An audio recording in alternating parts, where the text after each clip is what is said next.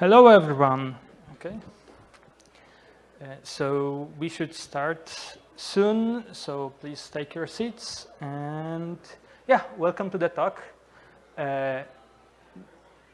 So as you might know, the recently created sig-etcd has been established last month. So today we would want to talk to you about how that happened and what are our plans. Maybe experience in etcd community could transfer more into Kubernetes and we can learn together. So I'm Marek Siarkowicz. I'm a senior software engineer at Google working on etcd, especially in open source. I am the project maintainer and the SIG lead. Hey, I'm Han. I also work at Google. I'm co-chair for SIG instrumentation. Yeah, I occasionally contribute to etcd as well.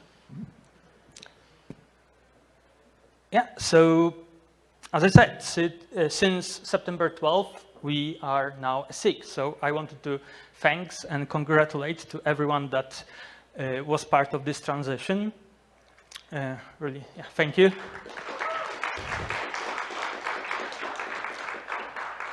And I didn't have time to put it in slide, but we are now technically officially both a CNCF project and a SIG. CNCF said that they have no idea how they can do a change of our status, so they let us in. So we have both a SIG meet and greet, and we have a kiosk booth. Maybe you should try to get your own booth if you want to benefit more from CNCF.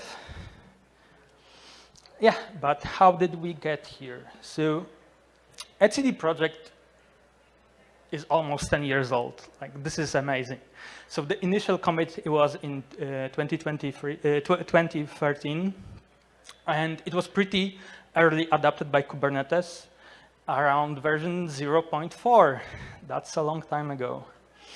I wanted to mainly point out the 2017 year where the whole project was rewritten to version 3 API, which was a huge effort.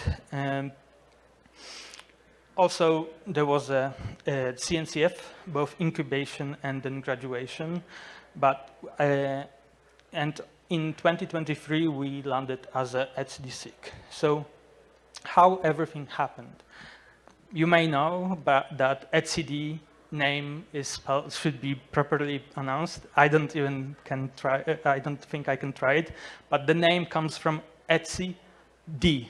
So etc directory, as in Linux, where we store configuration, distributed. The project was started by CoreOS, and with the similar goals to Kubernetes is to manage infrastructure. Back then, goal was to manage upgrades and cluster level decision, and by making some distributed system primitives available. It was based on Google internal Chubby, which is a key value store with locking. And project was pretty basic and I would say not very ambitious. It had a simple HTTP with JSON API. All the things that happened, or all the storage was kept in memory. The limit was 24 megabytes. Imagine now one CRD taking couple of etcd needing to be run on. So how do you persist a JSON database? You just dump the storage as a JSON. And the main thing that Kubernetes does now is the watch. Everything in version 2 was client-side, so both leases and watch was client-side, which basically required etcd to consistently pull from the server and to diff the changes and push to the client only the diff. But Kubernetes needed more, and it was at that time it was not clear that the etcd will be the winner. There were a lot of discussions about having alternative storage support, but but etcd community really stood up back then to really make Kubernetes reality, and they did tremendous work that totally revolutionized how etcd did. If you look at the issue that proposes version 3 API, it's like 10 hugely impactful changes that required a full rewrite, and we landed at the change was impacting every layer, from changing to gRPC API, going into memory mapping of the storage, allowing us to grow beyond only memory. The storage maximum or data limit increased 300 times, which is a pretty big change. And we migrated from JSON to a bbold format for serialization. The main, I think, benefit or strong point of etcd became the super efficient server-side watch, which is somewhat thanks to Golang, but overall like became really critical for Kubernetes success, for performance and scalability. But the full rewrite didn't have the greatest effect on the community, starting from the technical debt that was collected slowly, but even as of newest version, like 5-6 years later, as of etcd 3.5, etcd still supports and maintains both versions of version 2 and version 3 API at the same time, so you can still talk to your version 2 API, and that will be totally separate storage than version 3. It was a great decision back then to have a zero downtime migration and easy changes for users. That was really convenient, that you don't need to, you can do a drop-in binary replacement for version 3, but now 5 years later, we are still supporting 2 storages. The learning curve of etcd was became really steep. Like, we went from really simple project that did simple JSON to a project that started doing binary operation, B3, and in memory, and proto analysis and stored everything. Yeah. And the last thing I think that struck the community recently was the COVID, which made it really hard for companies to still motivate the maintainership. So after COVID, there was a lot of we were not able to regain the maintainership that was before. So all this led to slow, gradual knowledge leakage of knowledge. Maintainers moved to different jobs. They didn't have enough time to maintain both their work-related responsibilities and helping the community. So all this ended into slow leave. The email that you see is the most recent one, but from what I heard, like that was only the third occasion that there was a direct escalation to CNCF that etcd needs more support. And what happens when your knowledge leaves the project? The basic, like critical parts of the system became unstable. So in etcd, this occurred as data inconsistencies, like knowledge that was required to test and validate every change, and was no longer available. So review was not intricate enough, and now letting changes that should not be allowed resulted in etcd having behaving as a split brain system, where one of the heads started reporting different results. But as a etcd as a critical project for Kubernetes and other things needs to be, or we need to do better as etcd as a critical project for cloud native. We need to learn from the mistakes and support it better. So that's how the idea for creating a SIG became. When consider, or sorry, yeah. So etcd mechanism, like watch as a key value store with reliable, as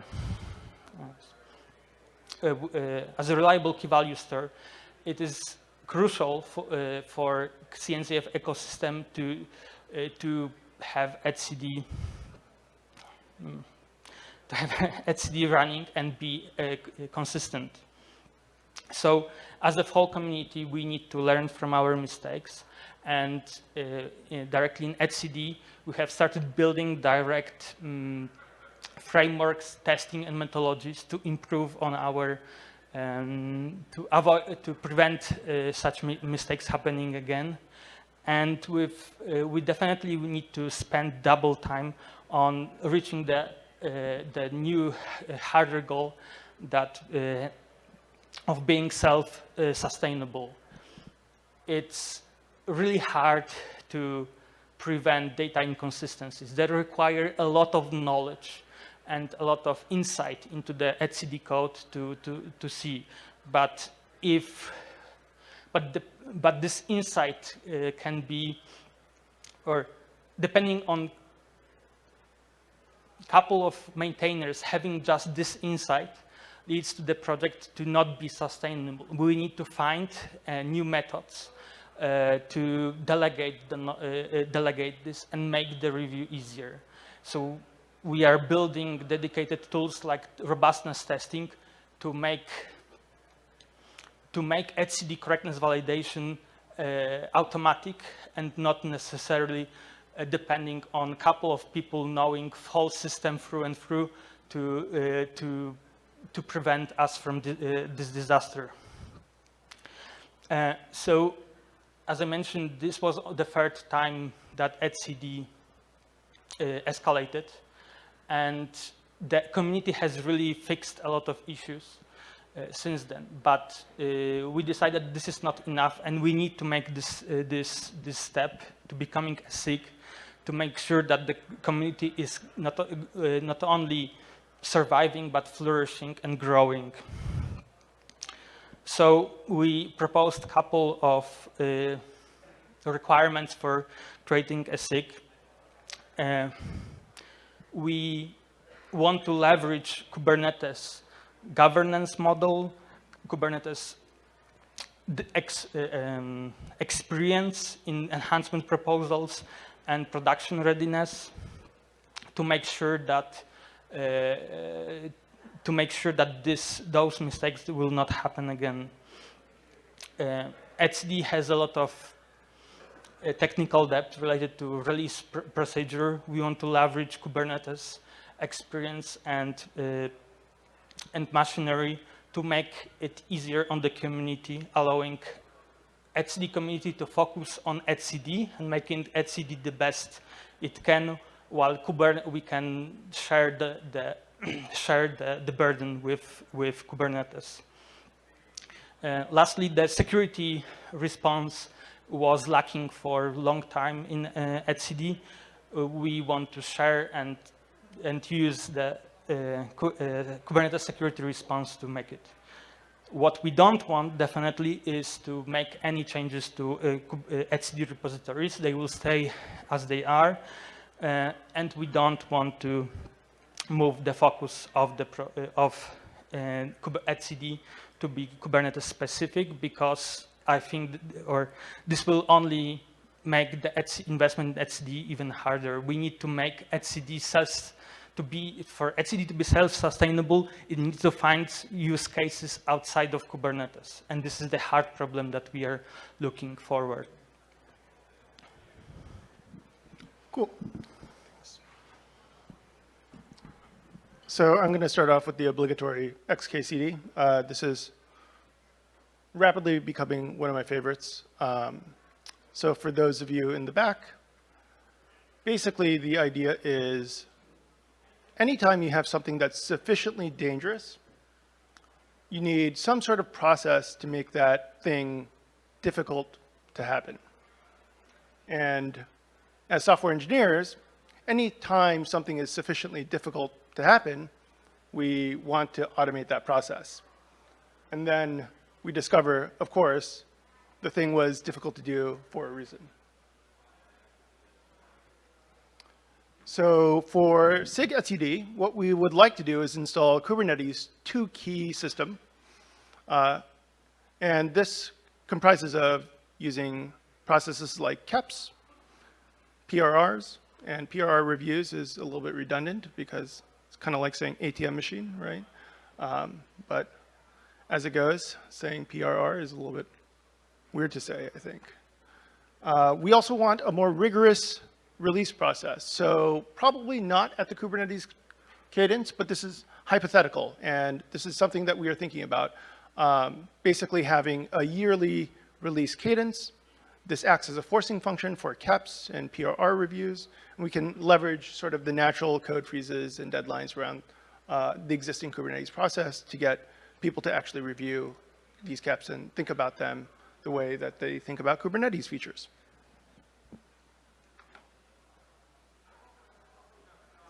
So why would we want to do any of this stuff, right? Merrick alluded to this earlier, but it's easier to see.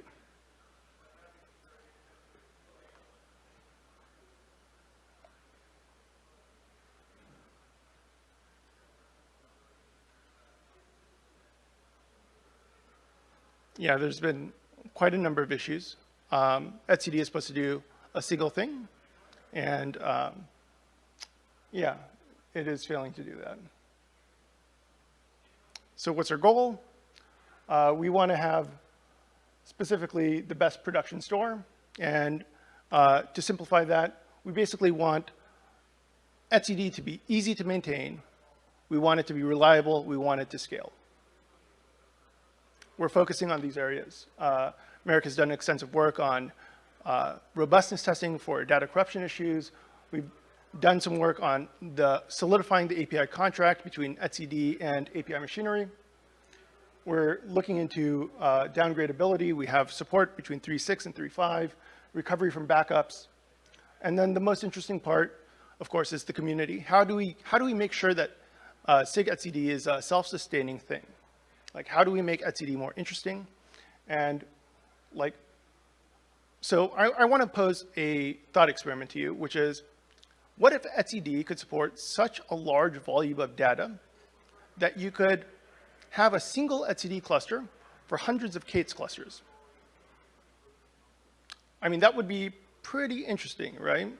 It would be a different architecture, and you would have different concerns, right? Because now you need considerably greater availability. You need multi-tenancy, proper multi-tenancy support. You need stuff like priority and fairness. You need all of this other stuff, right? And that's just very interesting to think about. So when we think about the future of etcd, this part actually gets me quite excited.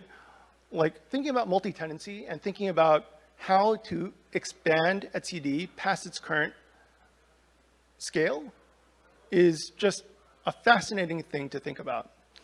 And before we get to the next part, I just want to say, like, you know, when people ask you the question, what is Kubernetes? A lot of people will say it's a container orchestration system. And that is, by all, you know, sense and purpose, it's correct, right? But, you know, I think people who probably work on stuff like KCP like to think of it a little bit more generically. They like to think of it as a reconciled-based control plane, right? And I think if you think of it like that, you can think of Kubernetes as being a wrapper around etcd. And the interesting thing about that is that no one describes Kubernetes as being a database. And when you think about etcd, when you ask people what it is, people often just say it's a database. But here's the thing. It is also a wrapper around a database, specifically Bolt, right? So if you think about that, then it becomes possible for us to actually do something more interesting, right? We can extract out the interface from etcd, all the parts that directly interact with Bolt, right? And this is a prototype which there's like a work in progress pull request in the etcd repo, but this is not actually the prettiest extraction of the interface between Bolt and etcd. And it is possible to do a much cleaner job than this, but these are the basic concepts that you need to replicate in order to extract out Bolt. So what have we done so far? We've not only extracted out the interface, but we've implemented that same interface not only with Bolt, right? So we've re-implemented etcd, making Bolt implement its own interface, and had all of the tests passing. But we've re-implemented this interface with SQLite, which is an interesting thing to be able to do. But it's not done, and this is sort of the call to the community to see if people are interested in helping, because we need a universal snapshot interface, because the snapshot mechanism doesn't work, because it is specifically reliant on Bolt serialization. We need better performance and scalability tests to be able to know like exactly where our scalability limits are. And there's a part of me that really just wants to rewrite the entire MDCC layer, but yeah, that's probably a little bit involved. But anyway, this is sort of the call to the community. This is what we think could invigorate etcd as a project that not only scales for Kubernetes, but beyond Kubernetes, right? Anyway, that's pretty much all I got. Thanks. Yeah, so to summarize, we need to make the etcd project more resilient for future, both from corruption and from reliability perspective, to make sure that no bad changes go in. We need to make community self-sustainable by growing it and utilizing the resources from Kubernetes so we can focus on the project. And we want to revitalize the community by investing into a more ambitious project. So to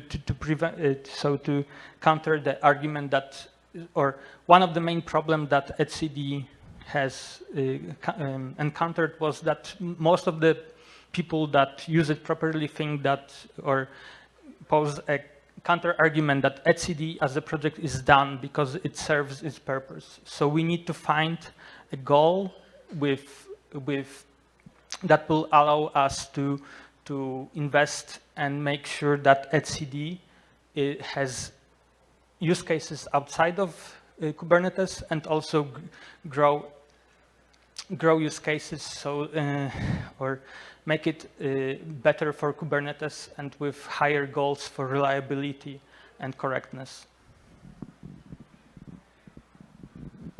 Yeah, we can go to questions.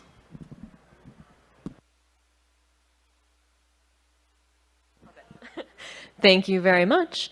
And so if there are any questions, we are technically in a break right now. We've got about 13 minutes until 3 p.m. But if there are any questions, there's one back here, and I'll come to you.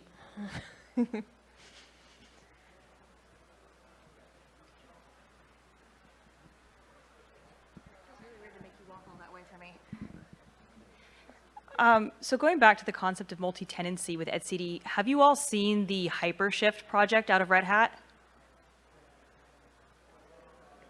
Okay, so we're kind of doing it.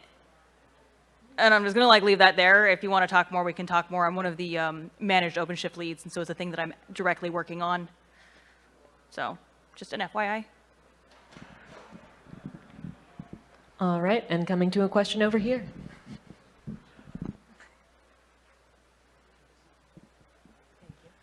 So one of the things that we deal with a lot is the operational complexity of running etcd. If you guys were looking at it, would you say there is, say, 1 or 2 ideas you had for making it easier to run or detecting that something bad has happened with your etcd cluster? Yeah, so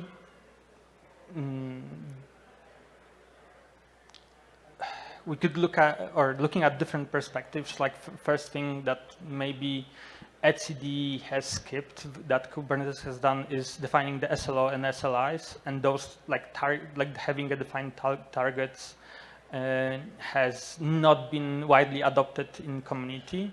Are you talking mostly about like performance or like behavior of etcd from this perspective, or like?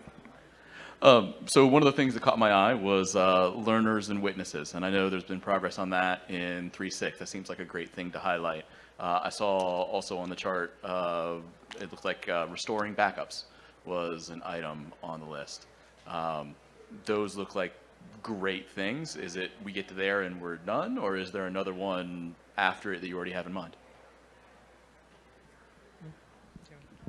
I mean, I think those are examples of things that you start thinking about when you start thinking about multi-tenancy, right? Those are natural extensions of the concept. And in terms of like reliability today, I mean, we just implemented live-z ready-z for etcd, right? So in terms of like, what are we going to do immediately? Like the work is not done, right? I mean, we literally just implemented live-z ready-z. That shouldn't have been the case, I don't think, right?